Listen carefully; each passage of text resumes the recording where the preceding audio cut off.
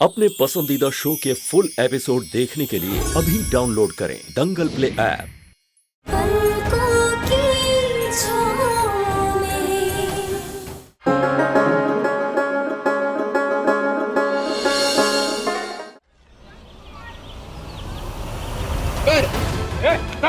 रुक जाइए। इस तरह से वापस नहीं जा सकते सुमन भाई। आपने अंदर जाने से पहले हम सबसे वादा किया कि आप हर एक मांगे पूरी करेंगे। क्या हुआ आपका वादा? शांत हो जाइए। देखिए, ना ही हमारे वादों में खोट है और ना ही इरादों में। आप लोगों को इंसाफ दिलाने के लिए हमें थोड़ा सा वक्त चाहिए होगा। इन 2 सालों में जिंदगी बहुत आगे बढ़ चुकी है पिप्पी, और सुमन भी। उसका एक परिवार है। कब तक आप जिंदगी के उसी चौराहे पर खड़े रहेंगे पिप्पी?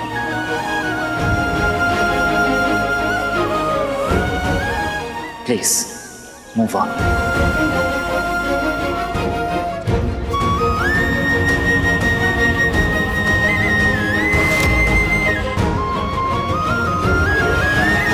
प्रॉब्लम बहुत बड़ी है। उसका सॉल्यूशन निकालने के लिए हमें थोड़ा तो समय दीजिए। चलो दिया समय।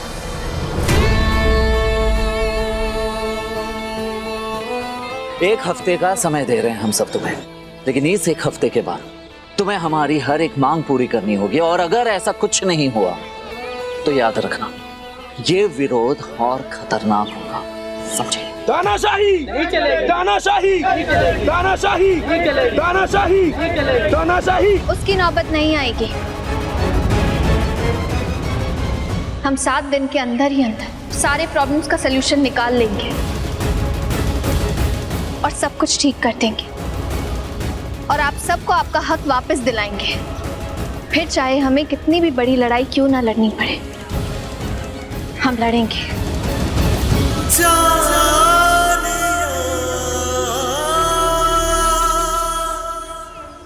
और ये डॉक्टर सुमन रॉय का वादा है।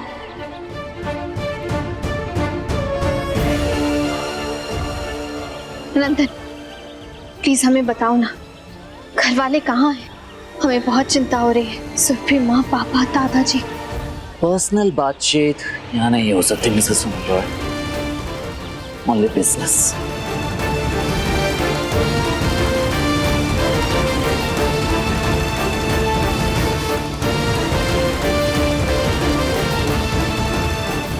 सुमन, जल्दी करो, शशव को भूख लगी है।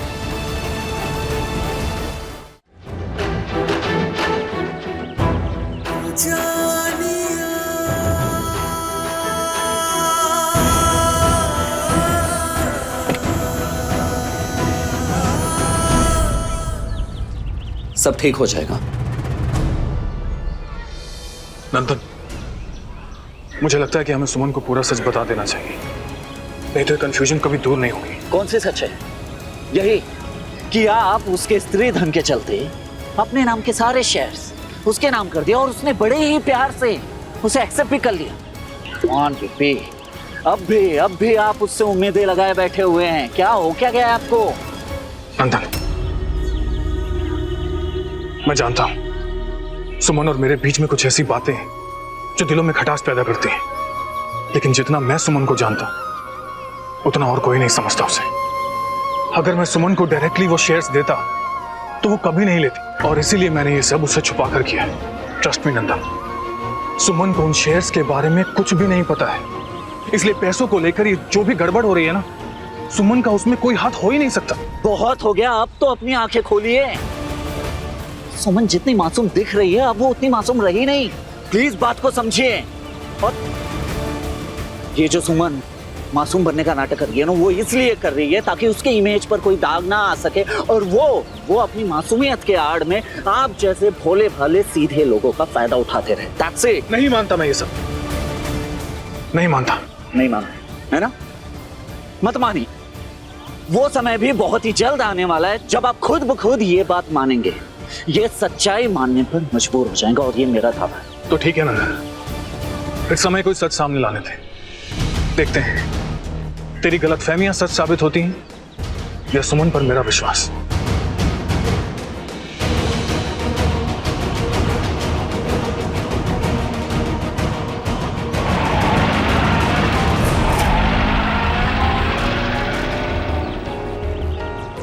शशफ को भूख लगी होगी, इसे कुछ खिला कर लाती हूँ।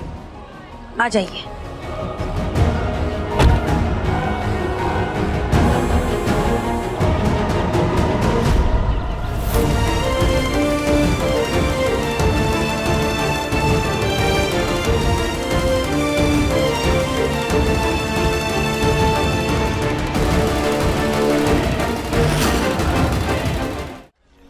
क्या झाजी, पूरा महीने भर का राशन लेने की क्या जरूरत थी? महीने भर का राशन लिया तभी तो जाके उसने डिस्काउंट दिया है, वरना वो भी नहीं देता। और समय ऐसा चल रहा है ना कि इस समय एक एक पैसा बहुत कीमती है।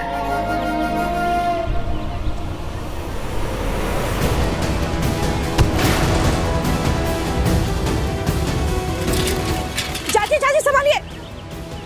जान के नहीं मारे, नहीं अरे भाई साहब, क्या कर रहे हैं आप? क्यों मार रहे हैं बेचारे को? जानबूझ के थोड़ी ना किया है उसने।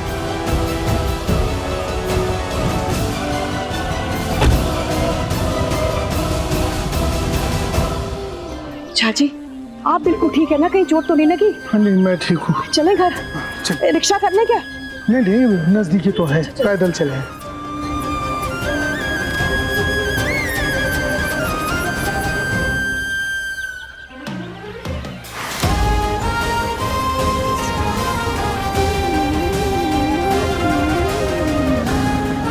सुरभि माँ, पापा,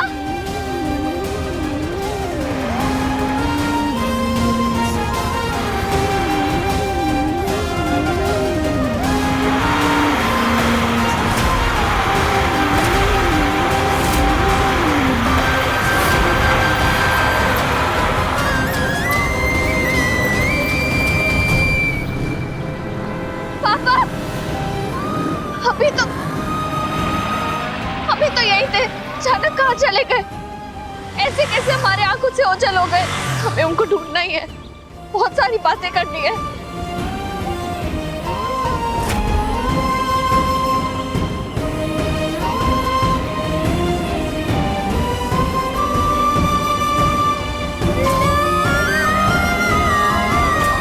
पापा के हाथ में एक थैली थी, उसमें से कुछ गिर रहा था। कहीं वो ये आटा तो नहीं? अरे प्लीज अब ये इसके ऊपर से मत आई, प्लीज नहीं, रुक जाइए प्लीज, साइड से प्लीज।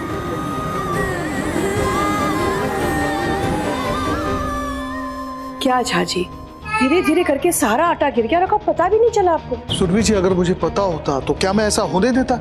समझ में तो ये नहीं आ रहा है कि ये फटा कैसे। तो याद आया, हो सकता है जब साइकिल की टक्कर हुई थी तब ये फट गया होगा। हाँ, तभी ये हुआ है, खामखा इतना नुकसान हो गया। झाजी, जब किस्मत खफा हो ना तो कष्ट देने के बहाने ढूंढ ही लेती है। अरे किस्मत नहीं छुटकी, वो मनहूस का यहाँ आने का असर है। हाय विधाता, देवर जी, आप कहीं उससे तो नहीं टकराए थे? या उसका साया तो नहीं पड़ गया कहीं आप पर? हैं? सुरभि माँ,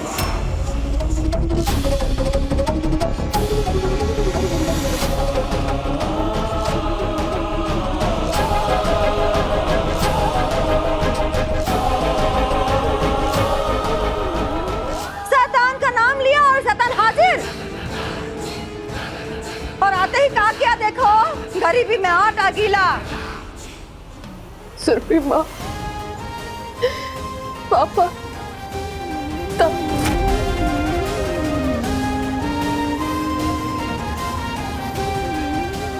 ये दादाजी व्हीलचेयर पर क्यों बैठे हैं? क्या हो गया दादाजी? क्या हो गया आपको? आप लोगों ने हमें कुछ क्यों नहीं बताया?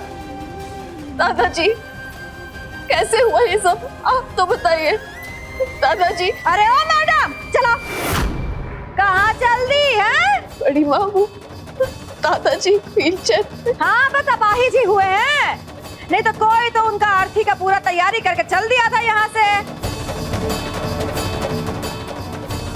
आप ऐसे कैसे बोल सकती है बड़ी माँ? प्लीज ऐसे मत बोलिए, कुछ नहीं हो सकता दादाजी को। कैसे कर सकते हैं मतलब? है? अरे तुम्हारा तो मनहूसियत, राय बहादुर खानदान का मान मर्यादा इज्जत सब खा गया, और तुम हमारा फैक्ट्री, हमारा हवेली सब छीन के ले गई, और हमसे पूछती हो कि हम ऐसा बात कैसे कह सकते हैं? हैं? ही हम पूछते हैं। आज फाड़ के देख लो, कुछ नहीं है हमारे पास। ठंडन गोपाल हो गए हम, सब खत्म हो गया है। कहाँ लेने आई हो बताओ? बड़ी माँ हम कुछ लेने नहीं आए हैं, बल्कि जो दादाजी का है, सुरभि माँ का है, पापा का है, आप सबका है, हम तो वो लौटाने आए हैं। बड़ी माँ हम कुछ लेने नहीं आए हैं। सुरभि माँ आप अपनी सुमन को गले से नहीं लगाएंगी। दादाजी आप हमारे सर पर अपना हाथ नहीं फेरेंगे। पापा हमें सुमन बेटा कहिए ना। आप लोग हमसे मुंह क्यों चुरा रहे हैं? देखिए ना हमारी तरफ। आप लोग को पता है तो पागलों की तरह ढूंढ रहे हैं कल से आप लोगों को। हमने कितने कॉल्स ट्राई किए, नंदन से भी पूछा, उसने हमें कुछ नहीं बताया। हम पागल हो गए थे आप लोगों से मिलने के लिए, इतने बेताब थे, इतने चिंता में थे। आप लोग हमसे मुंह क्यों फेर रहे हैं? देखिए ना अपनी सुमन को। सुरभि माँ जो कुछ भी वो हवेली, फैक्ट्री, ये सब के बारे में हमें कुछ नहीं पता था। हमें तो कल पता चला है। अगर हमें पहले पता होता तो हम ऐसा थोड़ी ना होने देते। इना झूठ बंद करो अपना। हमको कुछ पता नहीं था, है? पता नहीं था, फिर भी हवेली का नया मालकिन बनके वहाँ राज कर रही थी, है?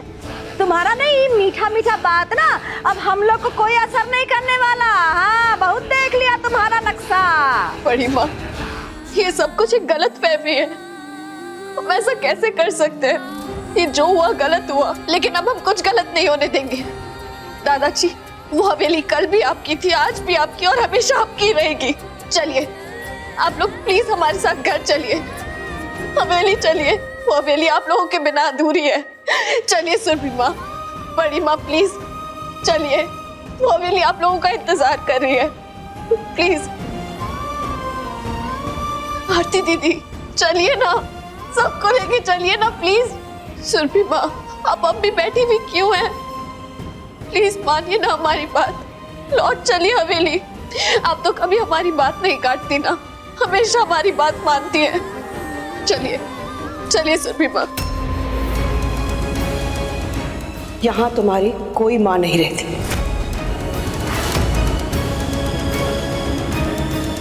जबरदस्ती टूटे हुए रिश्ते जोड़ने की कोशिश मत करो। जाओ यहाँ से। 1 मिनट माँ जी।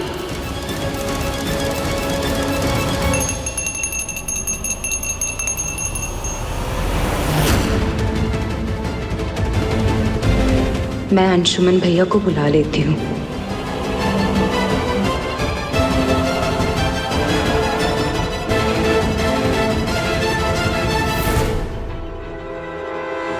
हो गया सर आपका काम।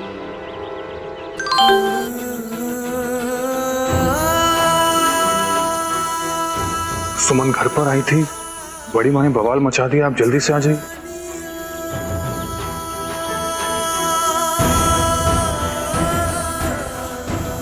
भाई साहब छोटे पैसे तो लेके जाओ। हमारी सुख शांति और खुशियों की देवी आज साक्षात हमारे घर पधारी है। इनकी तो आरती उतारनी चाहिए, है ना माँ जी?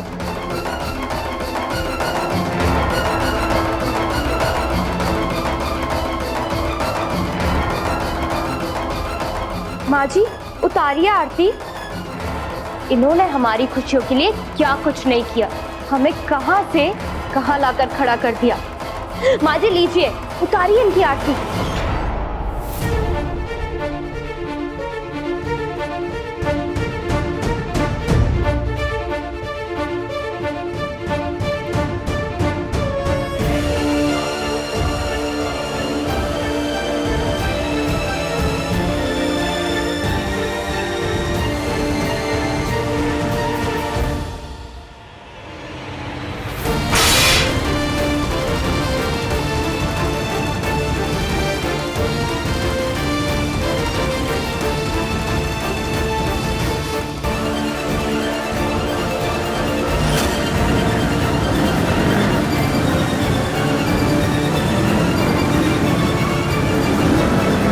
पता चला?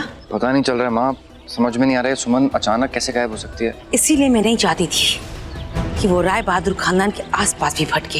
हमें पूरा यकीन है कि वो वही उन्हीं के पास गई होगी। भागलपुर तो आपने जिद करके बुलाया ना माँ, क्यों बुलाया फिर? नहीं बुलाती तो इन वर्कर्स को कौन संभालता, पर ये दाव भी उल्टा पड़ गया। अब सुमन को पता चल गया है फैक्ट्री और शेयर्स के बारे में। माँ क्या ये सब बातें हम बाद में कर सकते हैं? अभी सुमन को ढूंढना है, चलें? हाय रे विधाता, हाय रे विधाता, अरे देखो क्या हो गया। वो छुटकी जिसके हाथ से कभी आरती का थाल छूटा नहीं था, उस छुटकी ने आज अपने हाथों से आरती का थाल फेंक दिया। मत कहो हमें सुरभि माँ, यहाँ कोई सुरभि माँ नहीं है। यहाँ सिर्फ सुरभि मिथिलेश झा रहती है। और दीदी, आरती उसकी उतारी जाती है जिसे या तो सम्मान देना हो या आशीर्वाद। जो काली छाया बनके घर की खुशियों को लील रहा हो, उसकी आरती उतार के हम अग्नि देवता का अपमान नहीं करना चाहते। आपका सारा गुस्सा, सारी नफरत मंजूर है हमें सुरभि माँ, लेकिन हमारा यकीन मानिए, पिछले कुछ महीने में जो कुछ भी हुआ हमें उसका अंदाजा नहीं था। हमें कुछ नहीं पता था सुरभि माँ। अरे ओ लड़की, अपना ही नौटंकी कहीं और जाके दिखाओ। सूखा पड़ गया है हमारे दिलों पे। तुम्हारे ये दो मगरमच्छ के आंसू हमारे सूखे पड़े दिल पे कोई फूल नहीं खिला पाएंगे। बंजर बना के रख दिया है हमको। मनोज कहेंगे। अरे जाओ रे यहाँ से जाओ।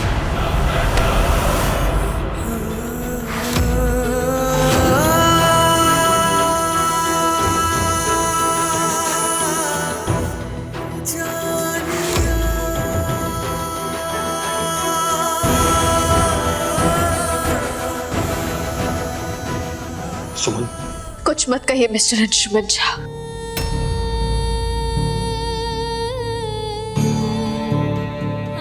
कुछ भी नहीं।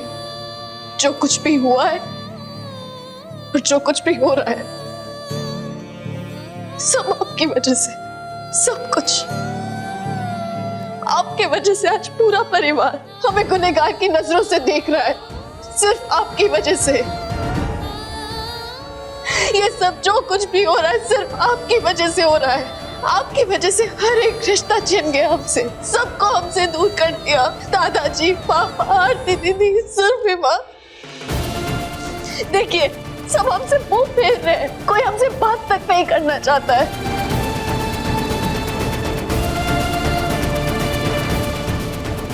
ये सब आपकी वजह से हुआ है। आपने हमसे हमारी मां छीन ली। वो माँ जो हमेशा हमें अपनी पलकों की छांव में बिठा के रखा करती थी, आज हमसे मुंह फेर के बैठी है। ये सब कुछ आपकी वजह से हुआ है।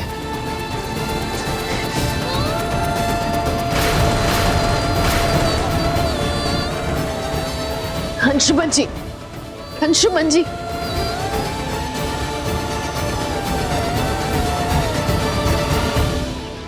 हाथ छोड़िए हमारा। हमने कहा हाथ छोड़िए हमारा।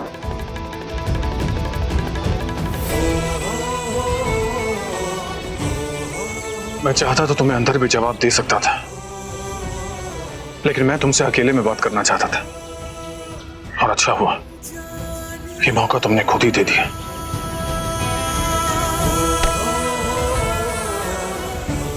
मैंने छीना है तुमसे सब कुछ।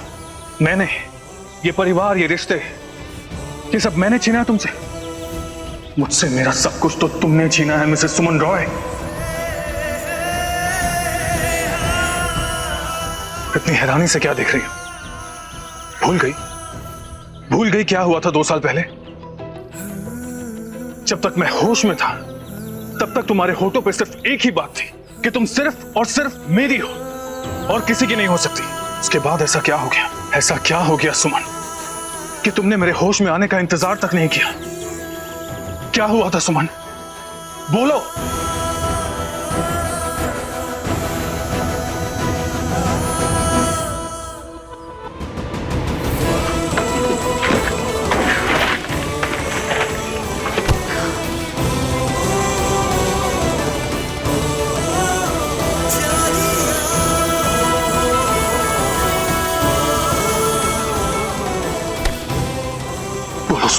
क्यों इनकार करने के बाद भी तुमने उस डॉक्टर राजीव से शादी कर ली?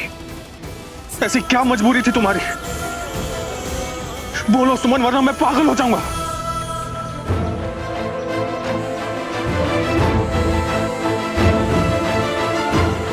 मजबूरी नहीं थी, जरूरत थी। जिंदगी के टेढ़े मेढ़े रास्ते पर गोल गोल घूमते घूमते हम थक गए थे मिस्टर अंशुमन झा। एक आम लड़की की तरह सीधे सीधे बस अपनी जिंदगी में आगे बढ़ना चाहते थे, एक कम उलझी हुई जिंदगी चाहते थे। लेकिन पता नहीं क्यों इतनी सी बात समझ क्यों नहीं पा रहे आप, या समझना ही नहीं चाहते। प्लीज इस बात को एक्सेप्ट कर लीजिए। देखिए, हम अपनी जिंदगी में भावनाओं से नहीं, यथार्थ से जीना चाहते हैं। तो प्लीज इस बात को समझ लेंगे तो ये आपके लिए अच्छा होगा। देख रहे हो सुमन, तुम्हारा यथार्थ भी और स्वार्थ भी।